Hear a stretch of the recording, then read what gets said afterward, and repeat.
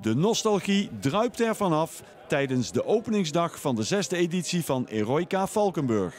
Een hoop nostalgie op twee wielen en ja, dat is mooi om te zien. Het snuift hier wel naar fietsen, moet ik zeggen. Ik dacht dat Vlaanderen alleen fietsen was, maar als ik hier ben dan is het toch wel een beetje gelijkenis.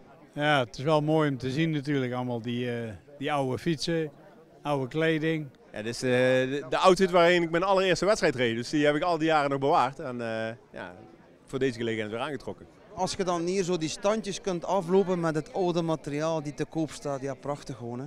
Alleen de oude helmen die doen een klein beetje zeer zo aan de oren zo. Oftewel is mijn hoofd dikker geworden of zijn mijn oren groter geworden. Dus ik weet niet wat het is. In outfits uit voor 1987 en even oude fietsen worden de deelnemers weggeschoten door Bert van Marwijk. Ivan Linkens en Richard van Beek. Dat zijn twee vrienden van mij en we hebben met z'n drieën, eigenlijk organiseren we dit. Ik vind dit sowieso een heel leuk evenement. Heel nostalgisch en je ziet ook de mensen, ongelooflijk echte liefhebbers.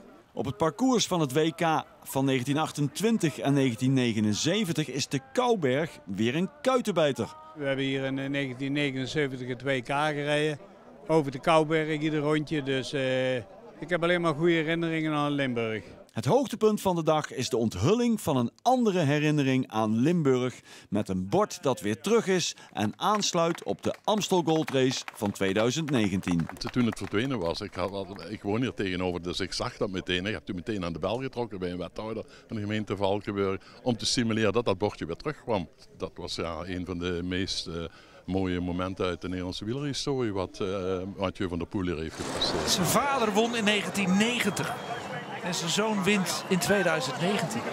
Ik heb van de week het zelfs Adrie van der Poel laten weten dat dit ging gebeuren, want die wist er niet van. En Adrie vindt dat ook heel mooi.